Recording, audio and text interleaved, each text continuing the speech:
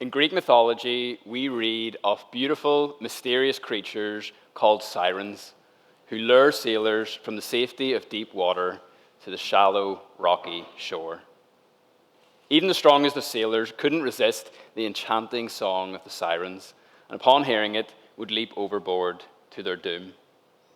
Stories like this are thousands of years old, but that doesn't mean that they're not relevant for us today.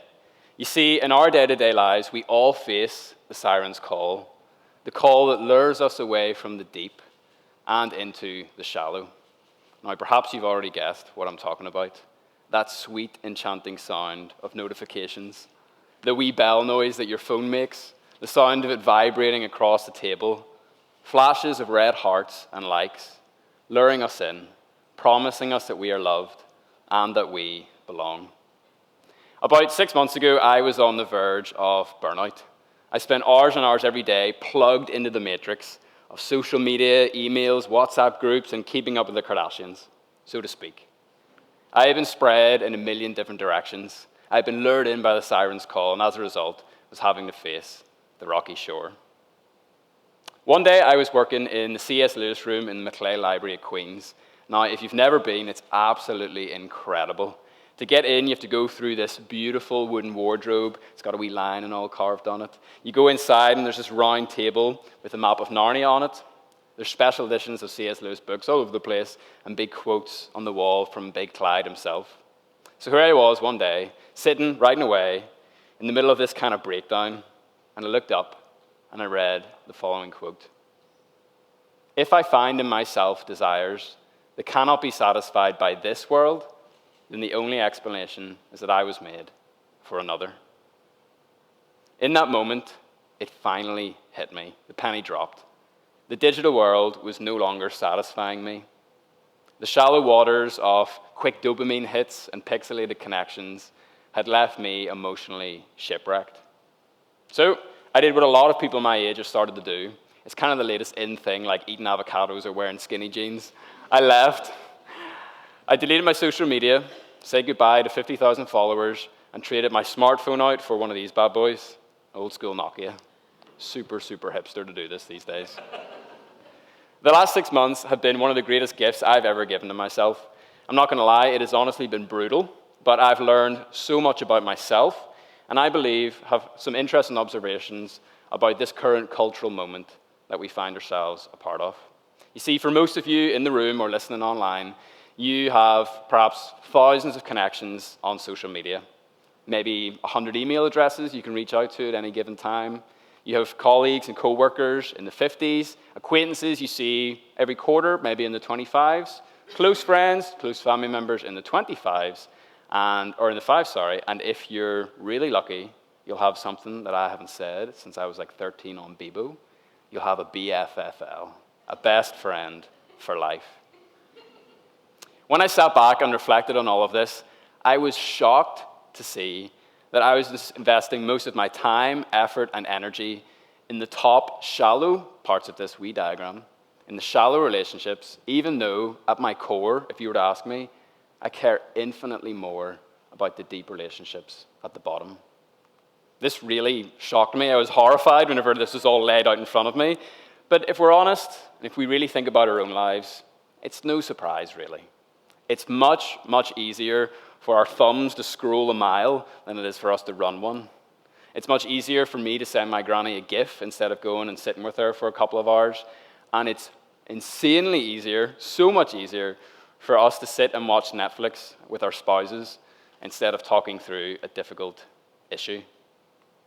Somewhere along our journey, we have traded what is important in exchange for what is easy.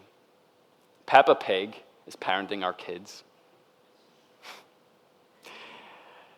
It's so much easier for me to go and connect with someone random on LinkedIn than it is for me to go and have coffee with, say, my best man. So I've tried to be better. I've tried to manage my relationship with technology, something I've been trying to do since, no joke, Pokemon Yellow came out in the Game Boy in like 1998. But sometimes it's easy to feel like you're no match. Often I feel like I can't go up against the $1 trillion digital empire. They just make everything too good.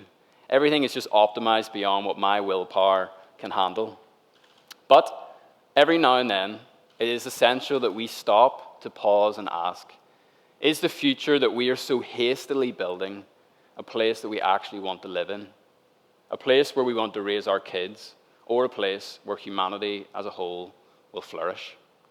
Now, I'm not saying that we all need to go and throw our smartphones in a pond and go and live in log cabins, although I would definitely be up for that at this stage if you want to talk to me afterwards. But what I am suggesting is that we all would benefit from going that wee bit slower, for being a little more present and going deeper instead of wider. In the next couple of minutes, I just would like to share my 3 main takeaways from the last 6 months' experiment. They're all connected to the original Greek stories of how the sailors overcame the sirens' call, because, as was mentioned, I was an English literature student, and we do love a good metaphor. So the first one is to plug your ears. In the Odyssey, we read of how the sailors would stuff their ears with wax when they were sailing past the sirens. For me, this speaks of the importance of cutting and filtering the noise that we allow into our lives. One of the easiest ways we can do this is by establishing screen-free zones. Ooh.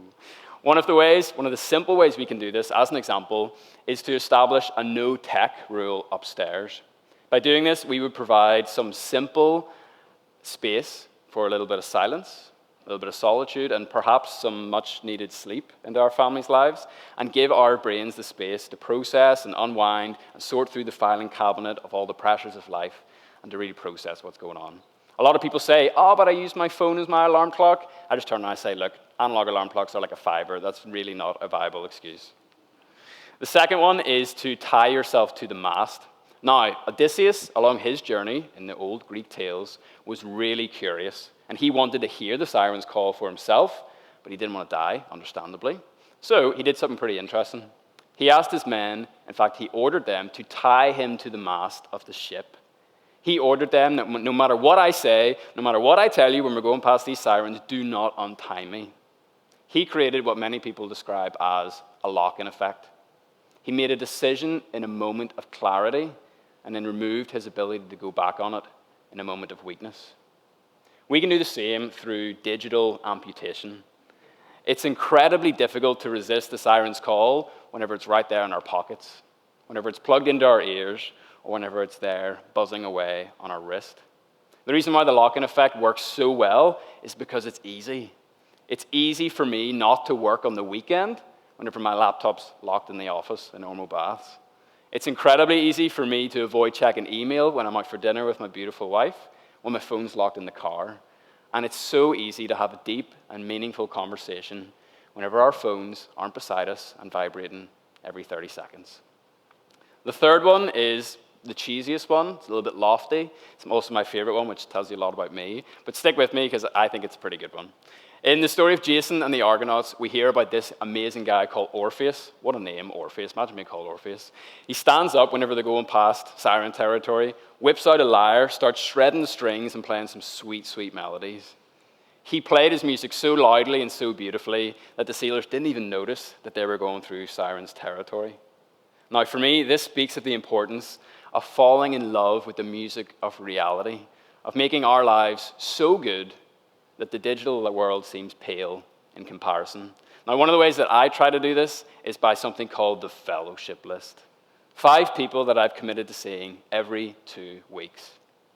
By committing to these people, I'm effectively choosing less, but better. And that's what Deep Not Wide is all about.